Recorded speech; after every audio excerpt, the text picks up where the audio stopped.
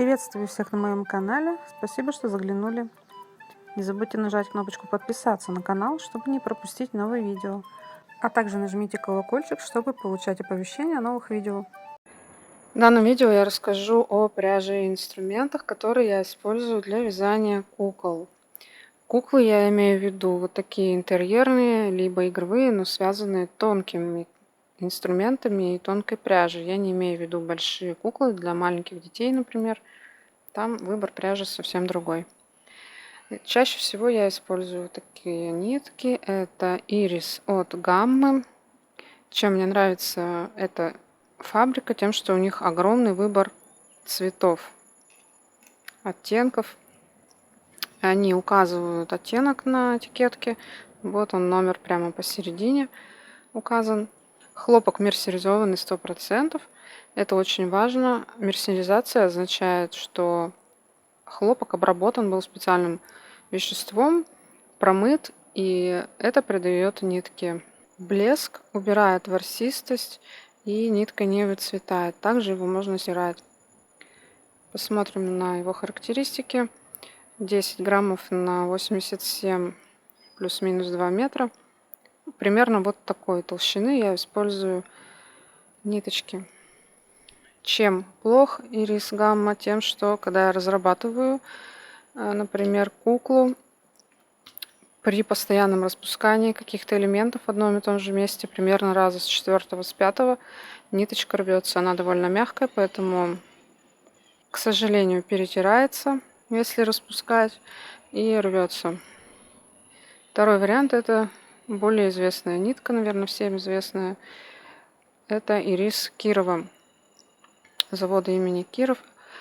Минус этой ниточки в том, что они не указывают номер расцветки, нигде не найти на этикетке. Примерно такая же у нее толщина. Чуть-чуть толще выходит изделие при вязании вот этой пряжей. И при использовании одного и того же крючка чуть больше получается кукла. Среди российских производителей есть также и другие, которые можно использовать. Это Вита, Пеликан, Янарт и так далее. Еще несколько есть фирм, которые производят ирис. Я про них рассказывать не буду. Вы выбираете для себя сами. Примерно такой же характеристики ниточки нужно выбирать. Вот я, например, купила в магазине просто похожие ниточки.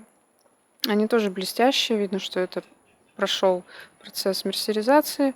Но тут ничего вот не написано вообще. Ни производство, ни цвет, ни... Вот только есть граммы и ярды. Даже страна не указана, производитель. Поэтому я пробую всегда. Я вяжу пробную какую-то заготовку и смотрю, устраивают меня эти ниточки или нет. Например, вот эта нитка не рвется при постоянном распускании, в отличие от Гаммы. Также я использую вот такие нитки. Это производство Мексики. Made in Mexico. Очень мне нравится эта нитка тем, что она более жесткая. Чем хороша вот эта жесткость, что, во-первых, при перевязывании она не рвется, и, во-вторых, при набивке не получаются такие впадинки, полотно получается ровнее. Вот эта кукла у меня связана, например, из вот этой ниточки, и процесс набивки, он проходит гораздо проще. Гораздо ровнее получается полотно. Поэтому, если, например, вы новичок, то при выборе пряжи уделяйте внимание плотности ниточки, жесткости именно. Вот этот вариант, например, лучше. Покажу пример хлопка не мерсеризованного. Это вот такой моточек у меня есть. Как видно, он не блестящий, абсолютно мягкий. У него плохая скрутка. Им вязать трудно, потому что крючок захватывает иногда не все ниточки. Видите, он даже вот видно, что он лохматый такой хлопок. Это вот хлопок без обработки. Вязать в принципе можно, но будет сложнее. И конечное изделие выглядит не так, немного по-другому.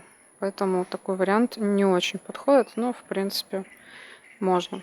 Итак, пряжи я заканчиваю, чтобы было не затянуто. Просто я советую идти в рукодельный магазин, где есть большой выбор разных производителей и обращать внимание на жесткость, на скрутку, на ворсистость, как вот у этой пряжи, на блеск. Выбирайте просто для себя, пробуйте то, что вам удобно. Примерные характеристики я вам объяснила. Также быстренько расскажу про крючки. Например, я вам подготовила вот 5 крючков и пробежимся. На самом деле у меня их огромное количество, этих крючков. И я для себя уже поняла, какие я могу использовать и какие нет, и почему. Начнем с самых простых. Это с Алиэкспресс, пластмассовая ручка, крючок. Минусы: ломается очень быстро. Я уже переломала почти все такие крючки в самом начале, когда у меня не было других крючков. И второй минус — это несоответствие размера крючка тому, что написано на ручке. Не соответствует, могу сказать, в большинстве случаев. Это раз. Далее, бамбуковая ручка. В принципе, удобно, но на любителя, кому как вот удобно. Такая ручка плоская, не всем удобно. Крючки тоже иногда не соответствуют написанному. Ну, можно вязать, так скажем. Использую я иногда. Далее, крючки вот с такими ручками прорезиненными. Есть у разных производителей. В принципе, они удобные и мне тоже нравятся. Следующий крючок — это просто крючки. Я даже, видите, не распаковала еще. Просто металлические крючки. Я использую их редко, мне просто неудобно. Я привыкла с ручкой, но кому как. Есть любители, я знаю, просто таких крючков. Конечно, использовать их можно. Я использую такой крючок уже года 2, наверное. Очень удобная ручка. Это ручной работы крючок. Но самое важное, что хотела сказать про крючки, это какие же номера нужно использовать для вязания, например, вот гаммой. У меня крючок 1 мм, но я вяжу очень плотно, то есть у меня натянута нить всегда. И, в принципе, этот крючок 1 мм, он подходит для ириса. Если у вас нет, допустим, опыта вязания очень плотно, нужно брать крючок меньше. 0,9, 0,8, 0,75 даже подойдет для вот такой ниточки. Если ниточка у вас толще, например, как у меня вот есть вот такой клубок пряжи, это тоже хлопок, тоже мерсеризованный, только толстый. 100 граммов на 360 метров. Производитель рекомендует крючок, он тут спицы, то есть, но 2-2,5. Я бы использовала для этой ниточки 1,5 миллиметра примерно крючок. Всегда используйте крючок меньше для вязания кукол, чем указывает производитель, для того, чтобы вязание было более плотное.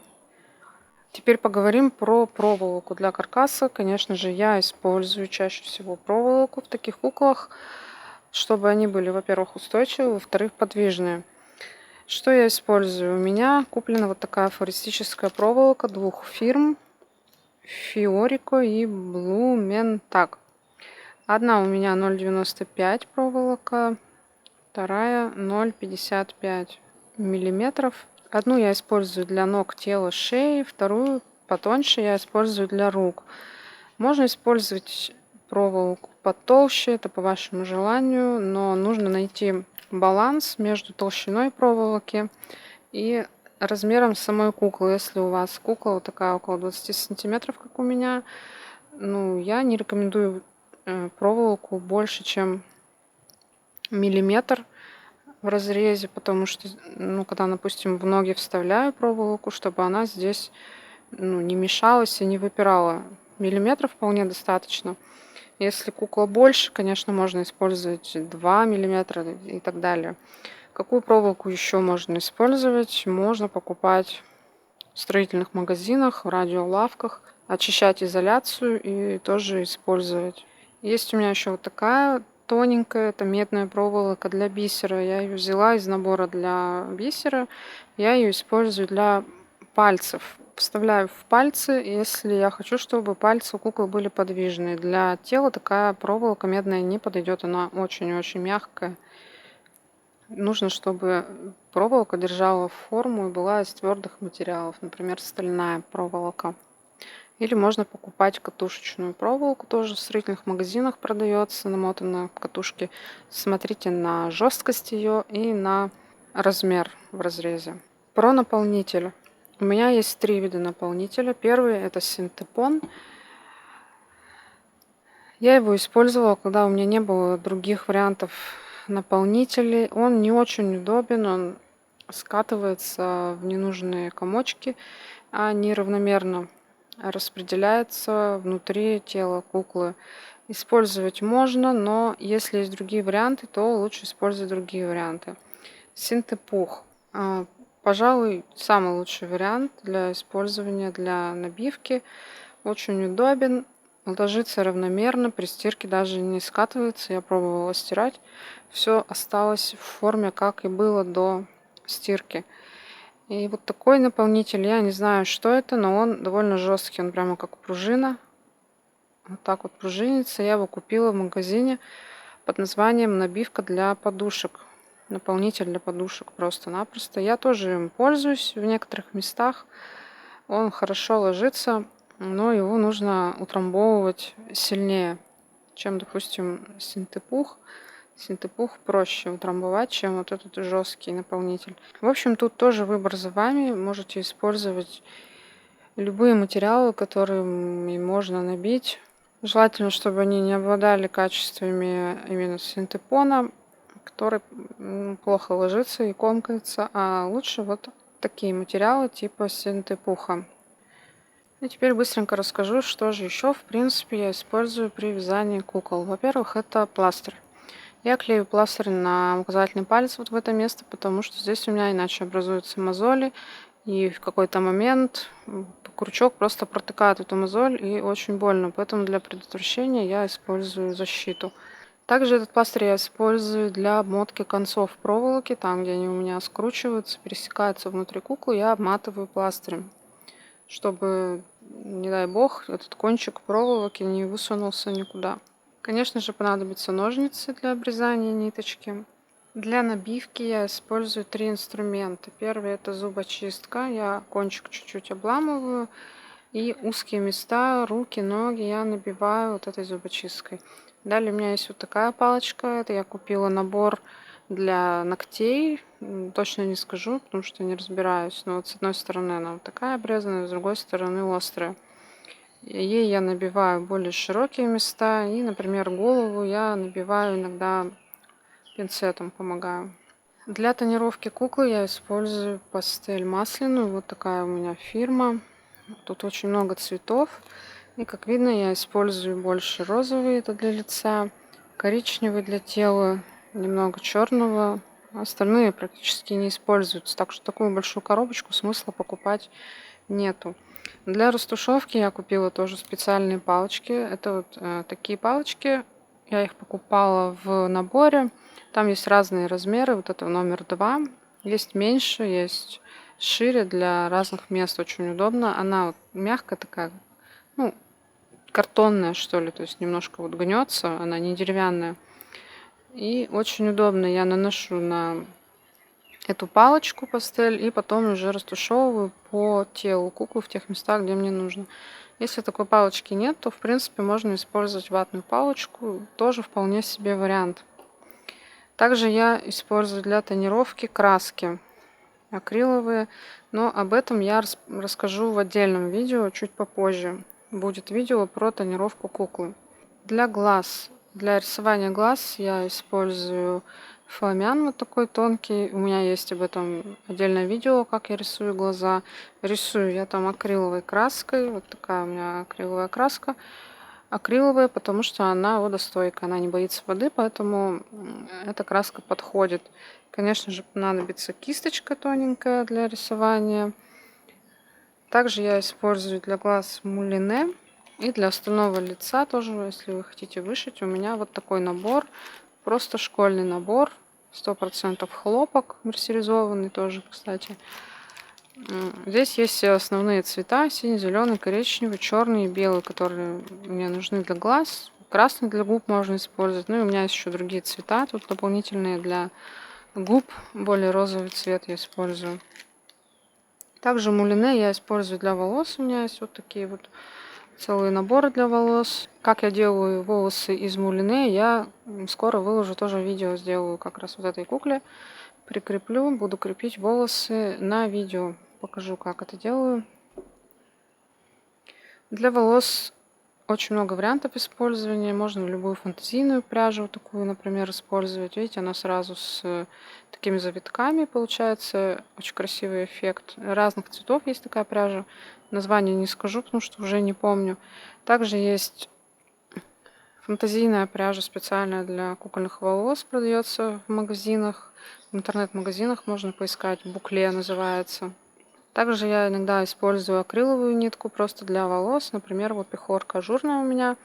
Почему ее? Потому что она легко делится на ниточки. Ее когда крепишь, то потом я просто при помощи тоненькой расчески расчесываю. Тоже об этом есть видео крепления волос без узелков. Можете посмотреть. Я там как раз креплю вот из таких белых волос для куклы.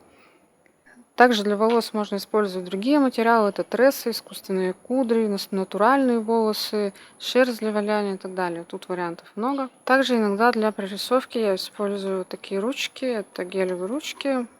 В тех местах, где мне трудно краской рисовать, я иногда беру. Вот у них такой вот тоненький кончик. Я иногда прорисовываю. Но осторожность с этими ручками, потому что они не водостойкие. Еще я использую лаки для ногтей, для того, чтобы покрыть глаза. Это просто прозрачный лак или лак с блестками. Если я хочу, чтобы у меня блестели глаза, я покрываю сверху.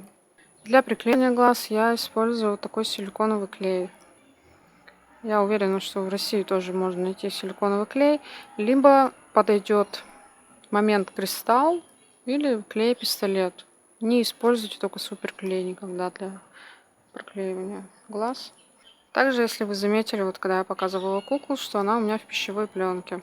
Я использую пищевую пленку для того, чтобы обмотать тело куклы, чтобы она не пачкалась. Потому что в процессе вязания, оформления уже связанные детали постоянно пачкаются. И потом это отстирать трудно. Ну и, конечно, для мулине нужна подходящая иголка. Лучше использовать тоненькую иголку для вышивки специальную. Можно бисерную иголочку использовать. Это уже в зависимости от куклы. На этом, пожалуй, все по материалам. Единственное, скажу, что для одной куклы я использую 2 вот таких моточка. Примерно в 20 граммов уходит ириса на одну куколку. И встретимся в следующих видео.